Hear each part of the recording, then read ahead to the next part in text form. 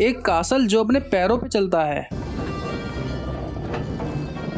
एक जादूगर जो लड़ाइयाँ तो नहीं लड़ना चाहता लेकिन मोस्ट ऑफ द टाइम हमें मूवीज में उसे लड़ते हुए ही दिखाया गया है,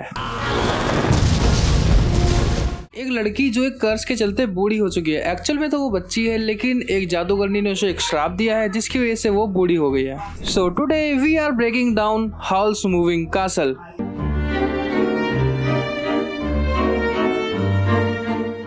इन दिस वीडियो मैं आपको बताऊंगा इस मूवी का पूरा प्लॉट और कुछ ऐसी हिडन डिटेल्स जो मोस्ट ऑफ द व्यूअर्स ने नोटिस ही नहीं करी। सोफी एक जवान लड़की होती है जो अपनी हैट्स बना के एक क्वाइट सी जिंदगी जी रही होती है अनटिल जब तक वो विच ऑफ द वेस्ट से नहीं मिलती। ये विच सोफी को एकदम बूढ़ा बना देती है। डर के मारे वो इस कर्ज के बारे में किसी को बताती नहीं और घर छोड़ के इसका ब्रेक ढूंढने चली जाती है। जब वो अपना घर छोड़ती है तो उसको एक मैजिकल स्कैरक्रो मिलता है जो कि बाद में रिवील किया जाता है कि वो एक मिसिंग प्रिंस जस्टिन होता है जो सोफी को हाउस मूविंग कैसल की तरफ गाइड करता है। कासल में एंटर होते ही वो दो लोगों से मिलती है, एक होता है मार्केल और दूसरा होता है काल्सीफायर। काल्सीफायर एक फायर डीमन होता है जो पूरे कासल को ऑपरेट कर रहा होता है as a main source of energy. Sophie को दिखता है कि पूरा कासल मैच्ड अप हुआ पड़ा है और हर जगह गंदगी फैली हुई है जो कि एक्चुअली में हाउस की पर्सनैलिटी को पोर्ट्रे कर रहा होता है। इतनी ज्यादा गंदगी को देखते हुए सोफी अपने आप ही वहाँ की केयरटेकर बन जाती है। साथ में हम सोफी और हाउस के बीच बॉन्ड को ग्रो होते हुए देखते हैं। हमें हाउल को दिखाया जाता है एज ए बहुत ज्यादा पावरफुल लेकिन at the same time coward as well. Meanwhile kingdom में वॉर छिड़ी हुई होती है और हाउल के ऊपर प्रेशर होता है कि वो उस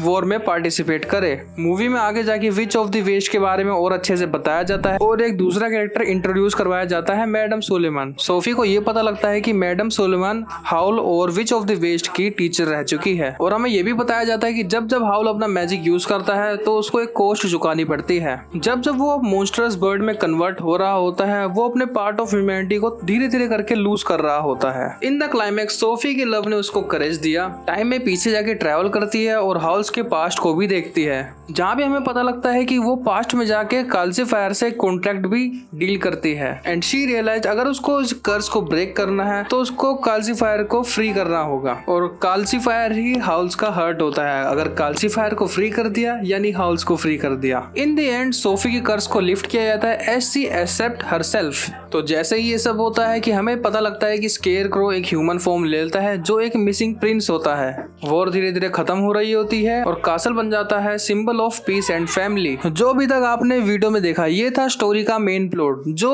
हर व्यूअर ने देखा है और एंजॉय भी किया। लेकिन अब मैं आपको वो हिडन डिटेल्स और फोरशैडोइंग बताऊंगा जो शायद आपने मिस कर दी होगी। नंबर 1, सोफी पूरी मूवी में बूढ़ी नहीं रहती। हर appearance changes depending on her confidence. जब वो बहुत ज्यादा बोल्ड हो जाती है और when she acts with love she looks younger जो कि हमें दिखाता है curse is tied to her self belief not just magic. Number 2, याद है जब हाउस के बाल का कलर चेंज हुआ था? दैट टाइम वो सीन बहुत ज्यादा फनी और कॉमेडिक जरूर फील हो रहा होगा बट ये सीन हमें हाउस के अंदर के गहरे डर को दिखाता है ऑफ लूजिंग हिज आइडेंटिटी क्योंकि उसके बालों का कलर तभी चेंज हुआ है जब वो मॉन्स्टर्स बर्ड में कन्वर्ट हुआ है और उस बर्ड में कन्वर्ट होने से उसको एक कॉस्ट चुकानी पड़ती है, losing more of himself each time he fights. Number 3, house moving castle isn't just a fun machine, it's a metaphor of house himself, chaotic, mismatched और हमेशा रिस्पॉन्सिबिलिटी से भागता हुआ। सोफी के कासल में एंटर होने के बाद उसका साफ सफाई, कासल का ध्यान रखना, डीप डाउन हाउस को अंदर ही अंदर रिपेयर कर रहा होता है और उसकी लाइफ को बेटर बना रहा होता है। Number 4, काल्सीफायर isn't just a demon to power the whole castle. He literally holds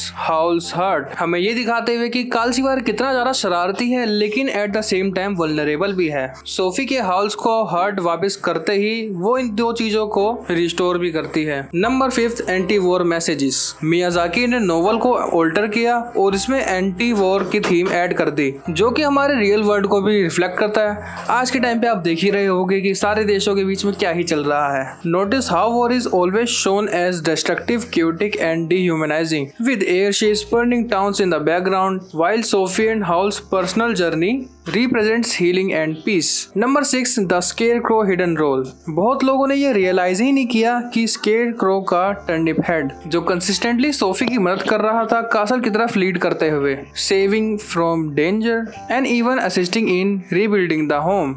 his true identity as the missing prince एक वॉर का ही रिजल्ट था, और जब प्रिंस अब वापस से अपनी ह्यूमन फॉर्म में आता है तो बाकी किंगडम्स में भी शांति आ जाती है। So at the end, Howl's Moving Castle isn't just a magical fantasy. It's a story about love, identity and resisting destruction. ये मूवी बहुत सारे सब्टल क्लूज और फोरशैडोइंग से भरी पड़ी है। मे बी कुछ ऐसी फोरशैडोइंग ऐसी भी होगी जो मैंने भी मिस कर दी होगी। इस मूवी को दोबारा देखना मोर रिवार्डिंग होगा। Which hidden detail surprised you the most? Let me know in the comment sections. और आगे आने वाली वीडियोस में मैं स्टूडियो गिबली की सारी मूवीज को कवर करूंगा। और अगर इस वीडियो ने आपको थोड़ी बहुत भी वैल्यू प्रोवाइड करी है तो चैनल को सब्सक्राइब कीजिए और लेट मी नो आपको नेक्स्ट वीडियो किस टॉपिक पे चाहिए। तब तक के लिए सायोनारा।